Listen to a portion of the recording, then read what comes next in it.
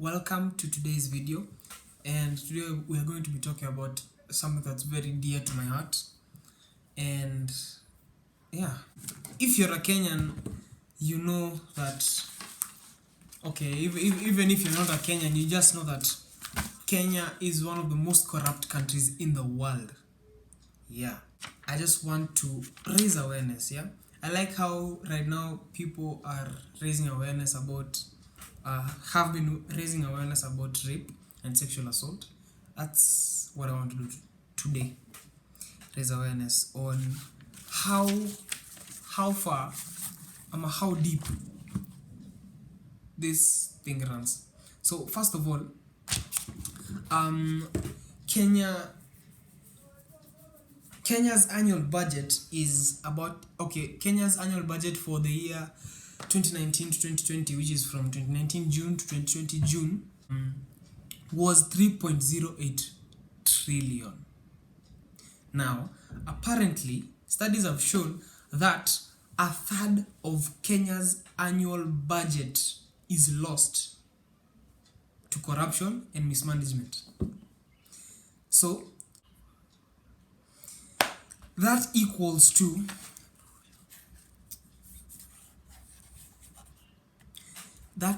to 924 billion a year.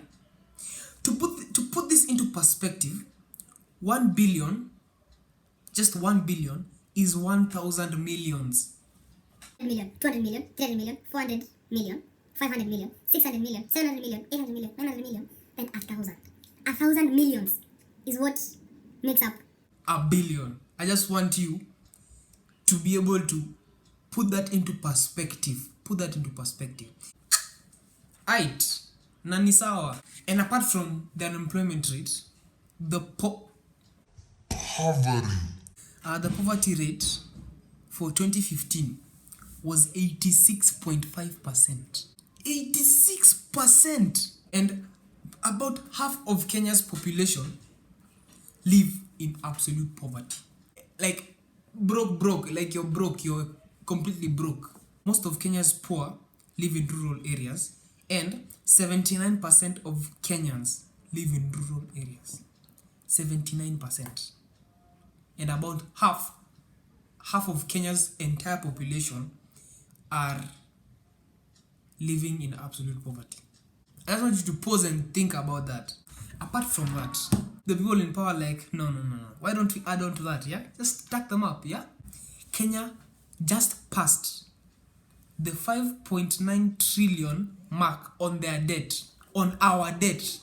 Now, to make it clear for you, a trillion is 1,000 billions, and a billion is 1,000 millions. Can you picture that? If that's not enough, yeah? I read another article where it was saying Kenya wants to borrow another trillion to finance the expanded budget for the next year. Surely. 5.9 plus 1, that's 6.9 trillion Kenyan shillings in debt. Let's put this into perspective, yeah? I did this calculation with a total of 45 million people instead of 47, but you'll still get the point. Let's spread it into 10 generations. Right? Even for 10 generations, for every member of each generation, they will have to pay 13.11 million. Remember, more than half of Kenya's population live in complete and absolute poverty. I went and I copied that list of scandals onto my phone so that I could read them out. Who cares? You're talking about corruption, cool, it's been there, it'll still be there. Yeah? And it's really sad. The rich are getting richer while the poor are dying. Like literally dying. Did Health CS fake 4 billion health kit? How do you fake a 4 billion health kit? That was in the year 2019. Questions raised over lacking 5.6 billion at NSSF. 5.6 billion. The year 2019. NCPB fails to account for 2.3 billion from fertilizer sale. 2019.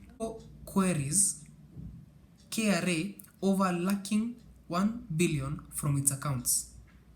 An entire 1 billion was missing from the KRA accounts after an audit. Cool. Auditor queries lacking billions at the CA, 2.6 billion. Cool.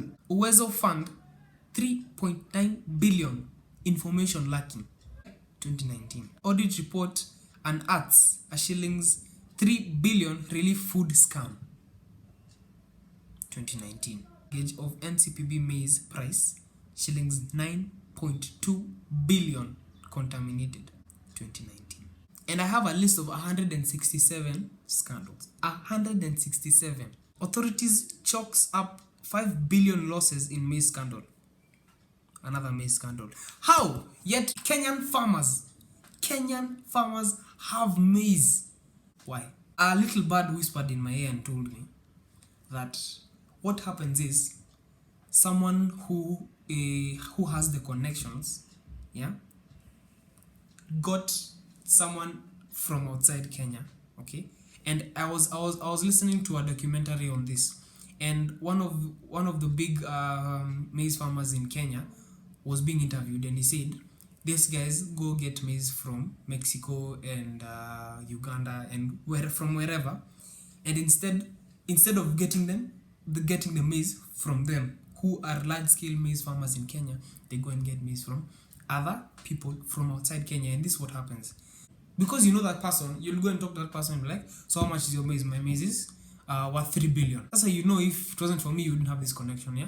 So beef up the price to like 5 billion. 2 billion on top goes into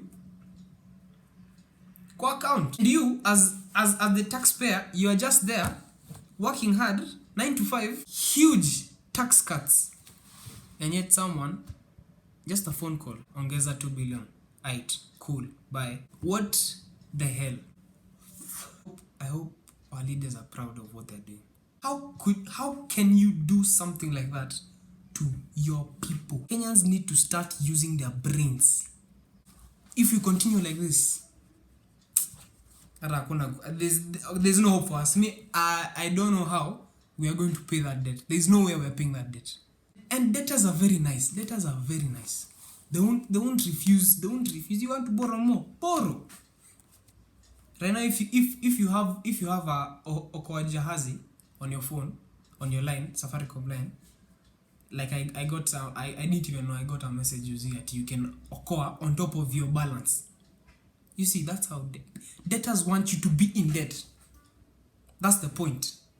That's the whole point of being in debt, so that they have their strings attached. They can pull on your string whenever they want because you owe them money.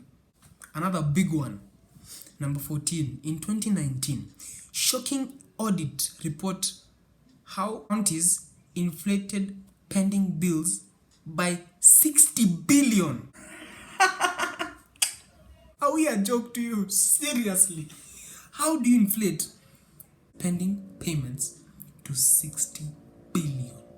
Mwenyewe ungepewa 1 billion ungefanyia. Hata ukule 10k kila siku. Breakfast, lunch na supper utamaliza.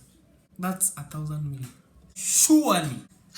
DCI Kinoti, energy cartels stole 150 billion. He said that power cartels stole 150 billion Kenya shillings in the year 2019. Pensioners suffer as their 67 billion goes down the drain. This is amazing. And you know what?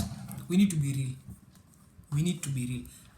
Most of the people who complain, and I'm putting myself there, who complain about corruption and the money that is being stolen, give them that opportunity, give them that seat, and see if they won't steal. And I'm just being honest. My point is, I just think Kenyans need to be held accountable for what they do. Now, all of us know that, and I believe the thing that has put Kenya on its knees is the standard gauge railway. And I'm not being a hater. The SGR is amazing. But the scandals that were involved in building that SGR. Let's just put it into perspective. Nairobi to Mombasa, 600 kilometers. They are diesel engine trains. Let's go over to Ethiopia, where they also built a standard gauge railway that is 750 kilometers long, yeah, connecting Ethiopia to Djibouti. And this is where it gets interesting. It is electric. Ours is diesel, there's electric. Ours is 600 kilometers, there's is 750 kilometers. Longer by 150 from Nairobi. That's from Nairobi to Mombasa. Guess how much it costed them to build their railway? $3.4 billion. That is to build and buy the trains and all the infrastructure around it. Guess how much it costed us? $3.8 billion. A difference of 0.4 billion. Theirs is 150 kilometers longer. Electric. And yet it costed $0.4 billion less.